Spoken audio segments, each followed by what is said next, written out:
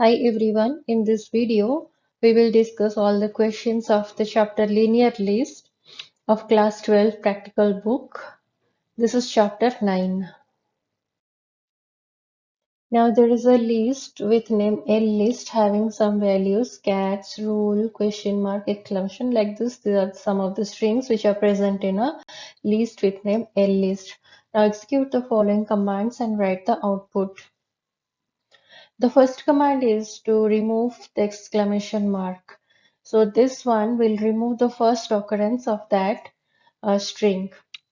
Now if you print your list, then list is like this. The first occurrence of exclamation mark is removed from this list. Next is remove C, but C is a character which is not present in the list. So this statement will give you error. Now print list 4 within square bracket. That means it will print the item which is present at index number 4. So at index number 4, question mark is present, so it will print that one. Now next is print list within square bracket 5. Now this one will give you error as there is no item at index number 5. Now next is list.insert 1, May. So May is a value which will be inserted at index number 1 of this list. Now your list becomes like this. Now print list.index of question mark. So this one will give you the index number of the character question mark which is occurring. That's the first occurrence of this question mark, that is index number 3. Now print list.index question mark exclamation within a string, that means a single string. So this one will give you error because there is no such item present in this list. Now copy 1 is equal to L list. Here list copy is done by assignment. That means copy 1 is not a new list object but a new name which is given to the list L list. So whatever name you can use to call, you will get the same list. And the second time you can say copy 2 is equal to L list within that column. That means here copy 2 is a copy of L list, but this copy is done by list slicing, and this copy is called shallow copy. In this shallow copy, what happens? Basically, a new list object is created which stores the reference of the elements of the original list. So the changes which will be made in one list that will not be reflected in the other list as they have separate pointers. So now check this, L list of 0 is equal to dogs. That means we are modifying one item of the list L list. Now your L list will become like this. Now if you print copy 1, then copy 1 will also print the same L list. That means copy 1 is nothing but the same list with a different name, copy 1. So whatever changes you will make in L list, that will be affected in copy 1 also. If you print copy 1, then you will get the output like this. L list is equal to dogs may rule, whatever is the content of L list. Now if you print copy 2, then copy 2 will print cats and may rule like this. That means the modification which you have done in L list, that will not be affected in copy 2. Why? Because copy 2 is a separate list object. Now copy 2 dot append and also rule, that means this is one more string which is appended with the copy 2. Now if you print copy 2, then this added value will appear only in copy 2. And if you just print L list over there, this is not in the question, just you can check it. If you print L list, then you can see it will not show you the changes that you have made in copy 2, because copy 2 will not like the changes made in copy 2 will not be reflected in L list. Now if you print length of copy 2, then it will give you the length is 7 because there are 7 items present in copy 2. Now you can see the output is coming like this. These are all the outputs of the print statements. Those are given in the program. Now the second question is like this. Consider the sorted array.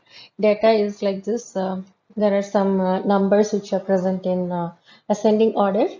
Now if using sequential search, how many comparisons are needed to determine that 9 is in the array? Now I can see 9 is at the 5th position of the array. So The first comparison will be made with the first element, then second with the second element like this. It will get 9 at fifth position. So there will be maximum 5 comparisons needed to search that 9 is present in this array. So we can just check it by using a for loop. For I in data, if I is equal to 9 break, then you can see the loop will execute for 9 times. Sorry, 5 times, because 9 is at fifth position. Now, if using sequential search, how many comparisons are needed to determine that 11 is not in the array? So you can see 11 is an element which is not present in this array. So since it will search for this item, it has to check all the elements. So it will search till the length of the array. So here you can see 7 comparisons are needed because there are 7 elements in this array. So 7 times it will check, and finally it will conclude that 11 is not present in this array. Now fill in the blanks in the following code segment to implement sequential search of the given array. The method should return Boolean value indicating whether or not the parameter value was found in this array. Now there is a function sequential search which is taking S as its parameter. Then the list is A. Now for I in A, if I equal to S, then return true. That means if the element is present in this list, then it has to return true. Then it will return false. This return statement is for this function. Now this function will return false after the for loop gets executed and S is not present. So this function will return either true or false depending on the condition. If I is present in this list, then it will return true, or else if you just continue, it will complete the for loop but it will not find S in the list, then it will return false and come out of the loop. Now we will call this function a sequential search by passing, first time we have passed the value 3 and it has returned true, and second time we have passed the value 17 and it has returned false because this item is not present in this list. Now write a function to insert an element in a sorted list only if it doesn't already exist in the list. So before doing this program, let us understand how to insert element in the list. We can do it either by list slicing or by using insert function. If you use insert function, then the list will get modified there itself. The same list will get modified. But if you are using list slicing, then a new list object will be created and the main list will remain unchanged. So depending on your requirement, you can use any of these ways. Either you can use insert function or you can use list slicing. We will try both the things. Now we will define a function, let's say insert underscore element, and this function is taking two values. One is the list element and second was one is S, which is the item which has to be inserted into the list. Now it will check the entire list first of all whether that value is present in the list or not. So if S is in the list, then it will print item already present. Otherwise, it has to insert this new value in its proper position. So for that purpose, it has to check each element which is present in the list. So for I in range length of lst, it will check the items one by one, and wherever it will find the item which is just greater than the item which has to be inserted, that means if lst of I is greater than s, then it has to break over there. Then otherwise else I is equal to length of LST. So that we will discuss afterwards. Now just to focus on this line, LST is equal to LST colon with I plus S plus LST of I colon. So that is the list slicing statement by which we are inserting the new list in this existing list. So LST of colon I means the items which are present in the list till the index number I. So now your I will be storing that value where your for loop has broken. That means LST of I is greater than S and their break. So currently your I value will be that. Like suppose if you want to insert a element, let's say 10, then it will check in the list. First value is 7, the next value is 9, and next value is 12, which is greater than 10. So it will break over there. So now your I value will be 0, 1, and 2. So I value is 2 over there. So now LST is LST of colon I. That means all the elements till index number I. That means the elements which are present at index number 0 and 1. So those two will be placed in this list plus S, the item which has to be inserted. And here in this case, the item to be inserted is 10. So that will be added in the list. And next plus LST of I colon. That means the next rest of the elements which are present in the list. That is the items present at index number 3, 4 and 5. That is 12, 13 and 25. Sorry, 2, 3 and 4, 12, 13 and 25. So this is how your new list will be formed. But there is a problem if the item which has to be inserted, which is that will be greater than the last value of the list.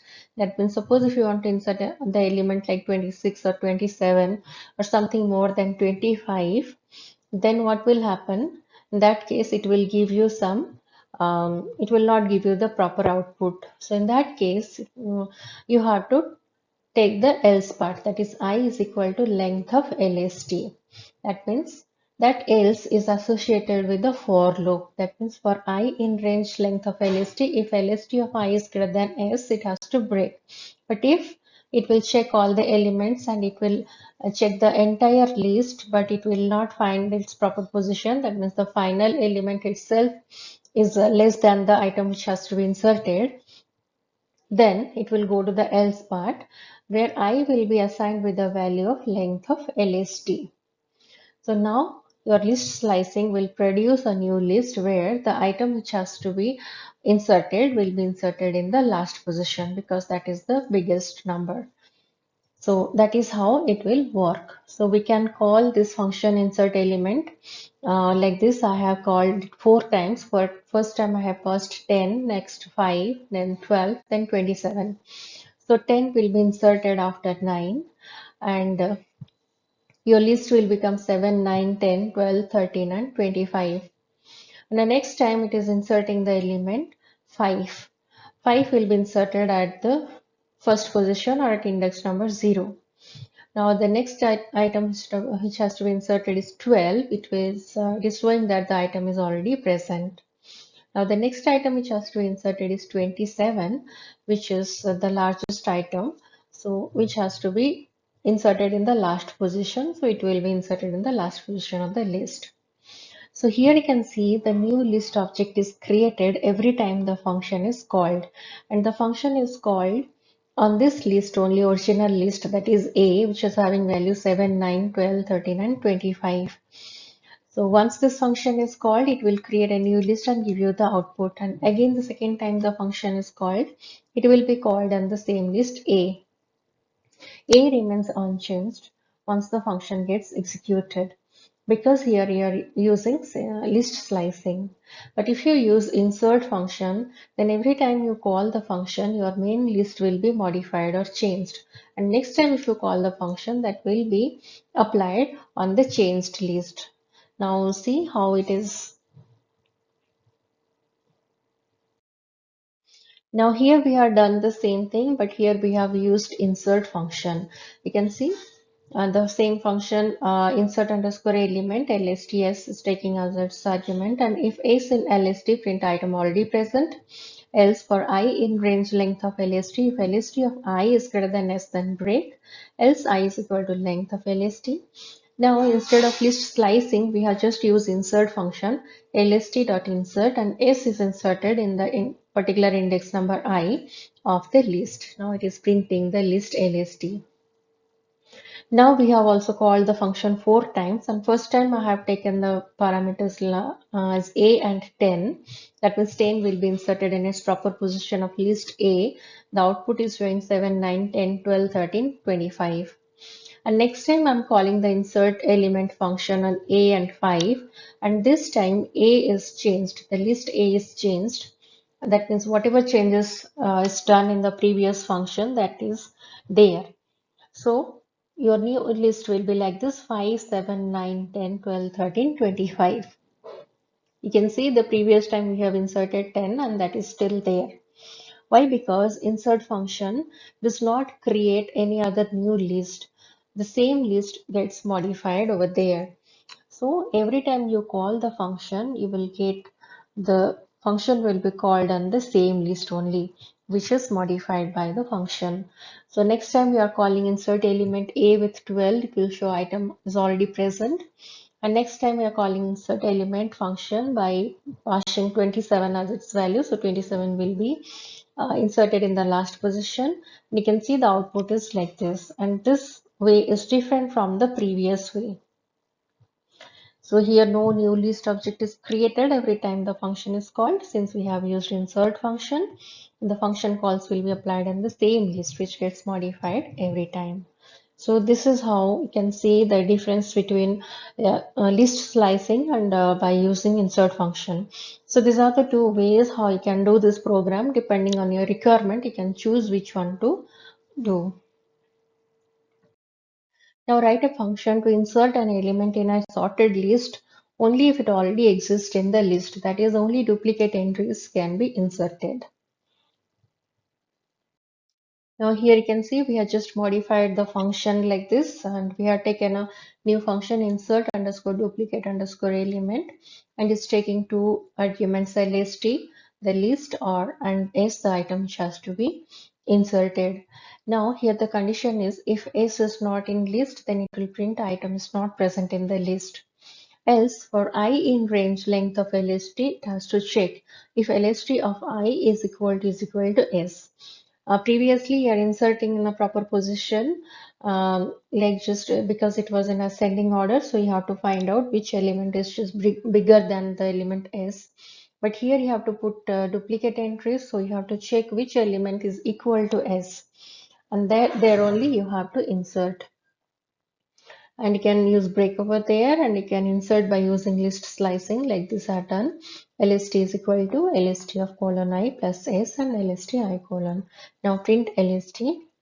I can see first time I'm inserting one duplicate element, let's say 7. So 7 is already present, so it will print just next to the 7. The next item which has to be inserted is 10. It's not present in the list, so it will display that item is not present in the list.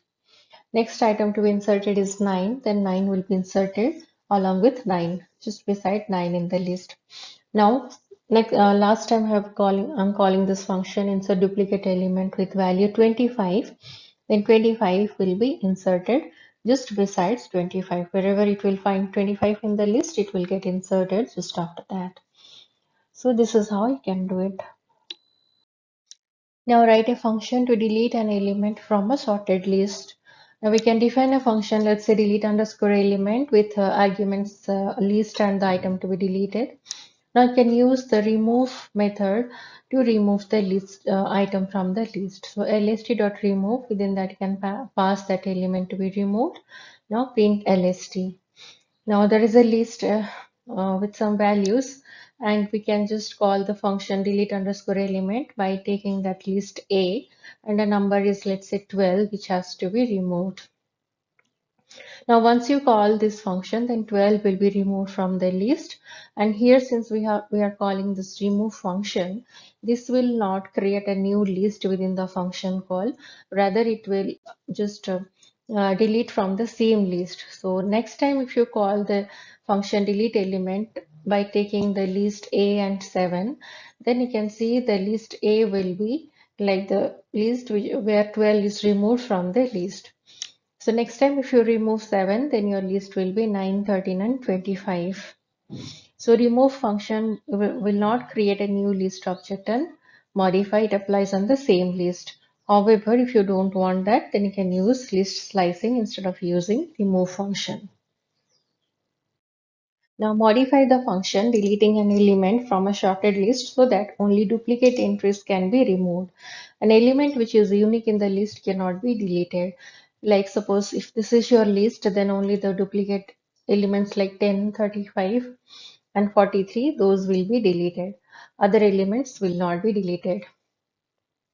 So we will do it in two ways. First of all, we will delete all the values which are having duplicate entries. Like 10, 35 and 43 along with its duplicate entries will be deleted.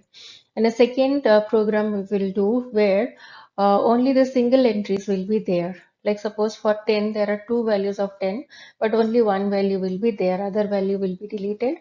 Similarly, for 35, there are three values, so two values will be deleted, only one value will be there. So we will do this in these two ways. Now the first program is to delete all elements having duplicate entries. Those values which are having duplicate entries, those will be completely deleted. That means 10 will be deleted completely, it will not have a single entry also. So for that purpose, what we will do, we will create a list called duplicate to store the duplicate values, and then we will compare that duplicate list with the original list. And whichever elements which are present in this list, original list, and which are not present in this duplicate list, those will be collected and stored in this list lst. So that is the logic behind this program. So for that purpose, we have created a function delete underscore all underscore duplicate, let's say, and it is taking the list as its argument from which the duplicate entries has to be removed. And within that, we will create one list, let's say duplicate dup, which will store the duplicate values. Now for I in LST, if lst.count of I is greater than 1, that means if any number which is present more than once in the list, that will be appended with this list duplicate or DUP. So your duplicate list is ready. Now DUP list will contain the values which are having duplicate entries. Now we will just form a list LST by using this list comprehension. That means I for I in LST if I not in DUP. So I will be checked for the list LST and the list DUP, and the items which are present in LST but not in duplicate, that will be stored. Now print LST. Now let's say the list is like this, A having these values, and we will call this function delete underscore all underscore duplicate by passing this A, list A, and you can see the output is like this. It has removed all the duplicate entries from this list. Now the next way is it will delete only the duplicate entries, not all entries. Like there are two tens, so it will remove only one 10 and other 10 will be there. So for that purpose, we can do it in two ways. First way we have done in like this. First we have defined a function delete underscore duplicate. Within that list is the argument. And within that we have created one list called unique, which will store the unique values. So for I in LST, if I not in unique, then unique dot append I. That means it will check all the items which are present in this list, which is taken as argument. So here we are passing this list A as parameter. So it will check all the elements of list A. And one by one, it will just add all these elements to the list unique, provided the item is not present in the list unique. So finally, it will print the list unique. And you can see the output is like this. 5, 10, 12, 20, 35, 40, 42 like this. That means only the duplicate entries are removed, but only the unique entries or single entries are there. And you can also do it in another way. That means within the same function delete underscore duplicate. The function is like this for I in LST. If lst.count is more than lst.count of I is more than 1, that means if any item is present more than once, then just remove that entry. That means only the duplicate entries will be removed. Then it will print LST. Then you can see the output is like this. If you just call this function by passing A as its parameter, then you can get the same output. So these are the two ways how you can delete the duplicate entries. Earlier we have just removed all the values which are having duplicate entries, but here we have removed only the duplicate values, keeping the single values in the list. Now A is a two-dimensional list created through the following code. Rows is equal to int input rows and columns is int input columns. That means rows and columns value will be entered by the user. Then A is equal to 0 within list into columns for row in range rows, and A of 0, 0 is 42. Now consider the following codes and determine what will be the output. Now let's see this. Now rows is equal to input rows. That means the value will be entered by the user, and columns is also one value which will be entered by the user. So it will create a two-dimensional arrays with like number of rows and columns which are entered by the user. Now A is equal to within list 0 into columns for row in range rows. That means the list is initialized with 0 at each index of this 2D list. So it will create, let's say we have entered the values of rows as 3 and columns as 4, then it will create a 3 cross 4 matrix like this. So having all the values 0. Now we are putting A of 00 is equal to 42. That means 42 will be assigned to the index number 00. And if you print A, then A is like this. 42000. That is how your first row looks like, and the next two rows are having values like 00 only. Now B is equal to row if row of 0 not equal to 0, else row into 2 for row in A. That means if first value of the row is 0, then that row will have row into 2 elements, else the row will remain as it is. So here you can see our first row is not starting with 0. So except the first row, other two rows will be row into 2. That means whatever is the row value, that will be doubled. That means initially the row was having value 0, 0, 0, 0, 4 zeros, and next time it will have 8 zeros, and again 8 zeros. Except the first row. Why? Because the first row doesn't begin with 0. It was having value 42. You can see the output like this. Now again, rows is equal to length of A. Length of A is equal to is giving as 3. Then columns is equal to length of A of 0. A of 0 means the number of elements in the first row of A. The previously length of A means how many items are there in the list A. So there are 3 basically main lists. So it is showing the answer as 3. Now length of A of 0 means how many elements are present in the first row of A. So there are 4 elements. So it is printing 4. Rows is 3 and columns 4. Now here if you print columns is equal to length of A of 1. That means how many values are present in the second sublist. Then it will give you the output as 8. Like this.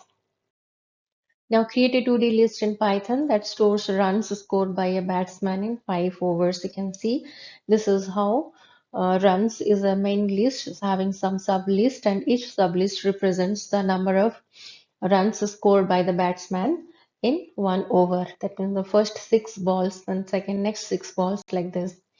Now write a function that returns the over in which the batsman scored the highest runs.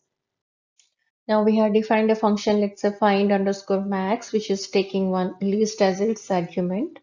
Now we are creating one list, let's say over. This list will store the total runs in each over for all 5 overs. Then for I in R, I represents each item in the sublist. Runs per over is equal to sum of I. Sum of the elements present in each sublist that represents the total runs scored in each over. Now over.append runs underscore over. Over is the list which will store this number of runs scored in each over.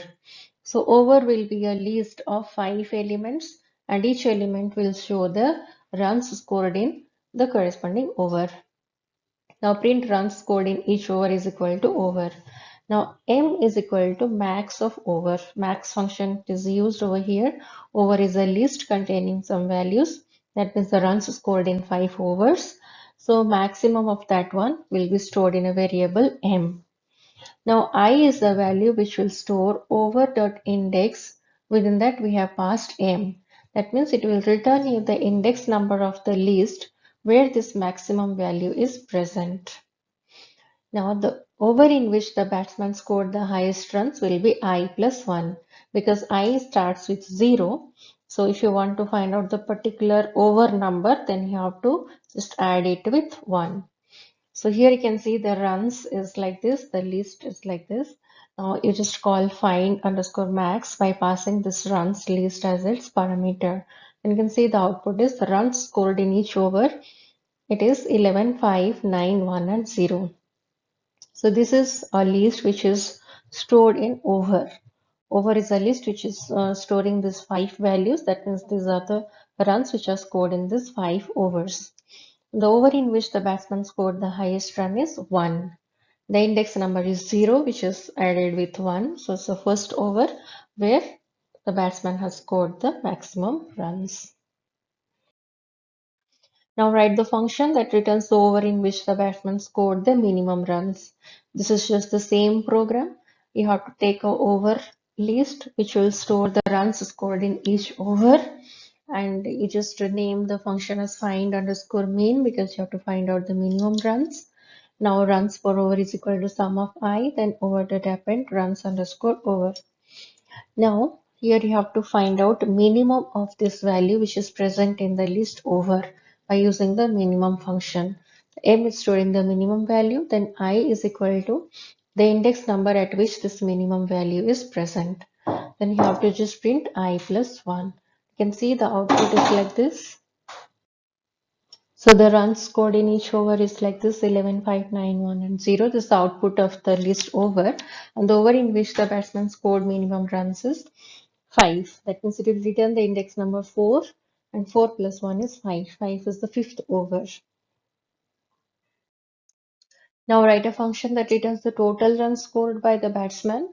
For that, let's say we have defined a function find underscore total with a list as its argument, and total runs a variable which is initialized with 0.